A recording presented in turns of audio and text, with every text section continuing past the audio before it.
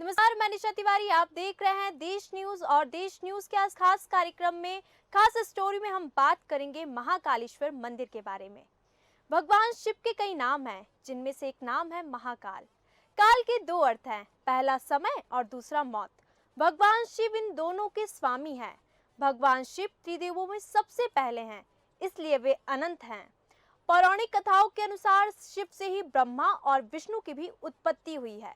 कहा जाता है वो काल के पहले भी थे और काल के बाद भी रहेंगे। तो आइए जाने मध्य प्रदेश के उज्जैन में स्थित महाकालेश्वर मंदिर से जुड़े कुछ रहस्य के बारे में। प्राचीन समय से ही उज्जैन से पूरी दुनिया का मानक समय निर्धारित किया जाता है, इसलिए इनका नाम महाकालेश्वर ज्योतिर्लिंग पड़ा। तो चलिए आज की स्पेशल कार्यक्रम में आपको महाकालेश्वर ज्योतिर्लिंग के महत्व और उससे जुड़ी कहानी के बारे में बताते हैं। जब सृष्टि का निर्माण हुआ था, उस समय सूर्य की पहली 12 रश्मियां धरती पर गिरी। उनसे 12 ज्योतिर्लिंग बने। उज्जैन महाकालेश्वर ज्योतिर्लिंग भी सूर्य की पहली 12 रश्मियों से ही निर्मित हुआ है। तब से बाबा महाकालेश्वर की पूजन उज्जैन में ही होती है। उज्जैन की पूरी भूमि को उसर भूमि कहा जाता है, अर्थात शमशान की भूमि कहा जाता है। भगवान महाकाल का मुख दक्षिण दिशा की ओर है, इसलिए भी तंत्र क्रियाओं की दृष्टि से उज्जैन महाकाल मंदिर का बेहद खास महत्व है। महाकाल की नगरी में हरिसिद्धि, काल भैरव, विक्रांत भैरव आदि भगवान विराजमान है।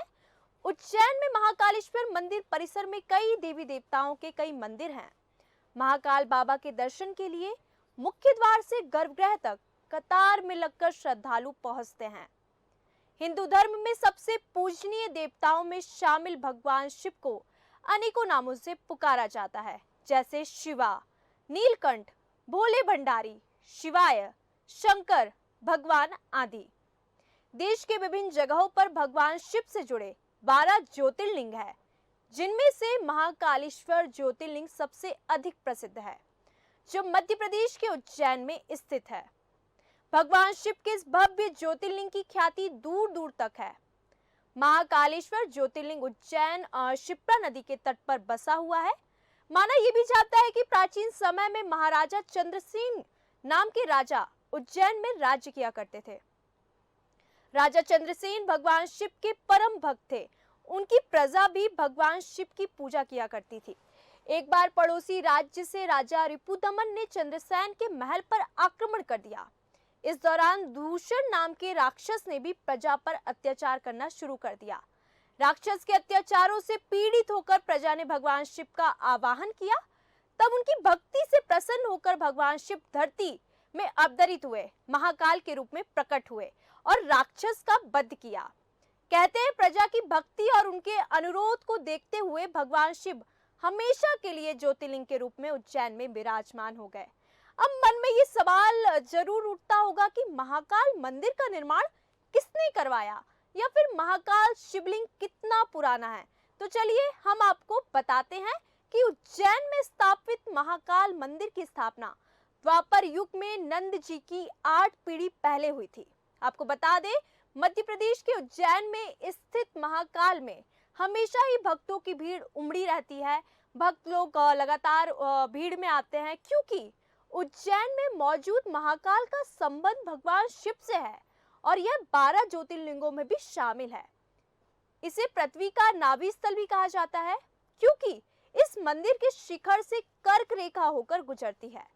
पौराणिक कथाओं की माने तो यह मंदिर द्वापर युग में स्थापित हुआ था, जिसे 800 से 1000 वर्ष प्राचीन माना जाता है, जबकि आज का यह महाकाल मंदिर उज्जैन लगभग 150 वर्ष पूर्व राणोजी सिंधिया के मुनीम रामचंद्र बाबा शेण बी ने निर्मित करवाया था। आपको बता दें कि इसके निर्माण में मंदिर से जुड़े प्राचीन अवशेषों का भी प्रयोग किया गया है।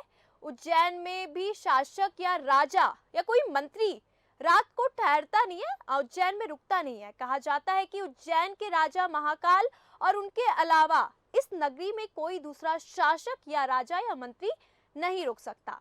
सामान्य सी बात है, एक नगरी में 2 राजा आखिर कैसे रुक सकते हैं। उज्जैन महाकाल मंदिर का इतिहास गवाह है कि कोई राजा यदि रुक भी जाए तो उसको अपनी इस गलती का भारी खामियाजा भी भुगतना पड़ सकता है। जब उज्जैन की नगरी में रिपुदमन ने उज्जैन पर आक्रमण किया, वह राक्षस दूषण की मदद से वहां की प्रजा को प्रताड़ित करने लगा। तो राजा चंद्र सिंह ने महादेव जो कि भगवान शिव से प्रजा की रक्षा के लिए गुहार लगाई। भगवान शिव प्रकट हुए और स्वयं राक्षस का अंत किया। इसके बाद भगवान शिव ने दूषण के राख को खुद पर लपेटा और इस तरह भस्म आरती का प्रचलन शुरू हो गया। उज्जैन में भस्म आरती काफी प्रचलित है। ये दिन की सबसे पहली आरती होती है। वही मान्यता है कि भगवान महाकाल का श्रृंगार ताजे चिता की राख से किया जाता है, यही उनका मुख्य श्रृंगार है। एक कथा भी है इसके पीछे कि प्राचीन काल से ही प्रतिदिन महाकाल की भस्म आरती ताजे चिता की राख से की जाती थी, मगर एक रोज उज्जैन के शमशान में कोई शव नहीं मिला, जला ही नहीं, कोई शव जला ही नहीं। इससे चिंतित पुजारी ने अपने ही पुत्र की बलि दे दी और चिता की राख से भस्म आरती की।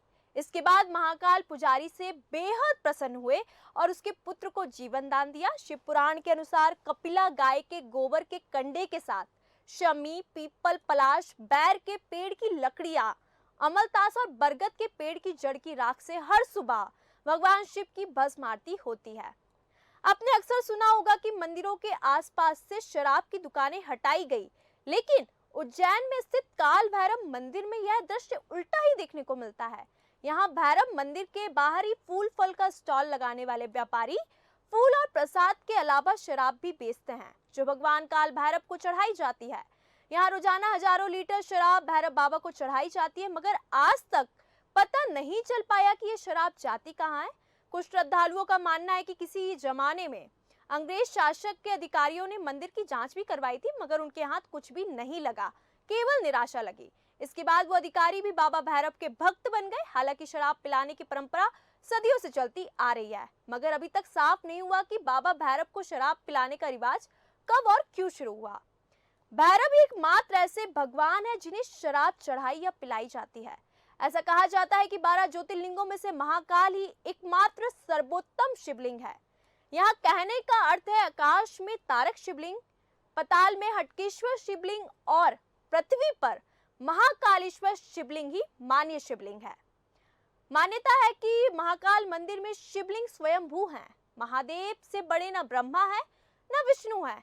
इतिहास पलटकर देखें तो पता चलता है कि महाकाल मंदिर पर कई बार आक्रमण भी हुए। 1234 में दिल्ली के शासक शम्स उद दीन इल्तुतमिश ने मंदिर पर आक्रमण कर दिया था। कहा जाता है तब धार के राजा देपल देव हमला रोकने के लिए निकले थे, लेकिन जब तक वो वहां पे पहुंच पाते तब तक इल्तुतमिश ने मंदिर को तोड़ दिया था। इसके बाद देपाल देव ने मंदिर का पुनर्निर्माण करवाया। इल्तुतमिश ने जब महाकाल मंदिर पर हमला कर उसे नष्ट किया, तब वहां के पुजारियों ने ज्योतिर्लिंग को कुएं में छिपा दिया था। करीब 550 साल तक ज्योतिर्लिंग इस कुएं में ही था। महाकालेश्वर मंदिर के मुख्य आकर्षण की बात करें तो यहाँ भगवान महाकाल की भस्म आरती, नागचंद्रेश्वर मंदिर, भगवान महाकाल की शाही सवारी बहुत ही प्रसिद्ध है। उज्जैन नगरी में हरिसिद्धि, काल भैरव, विक्रांत भैरव के मंदिर स्थापित हैं।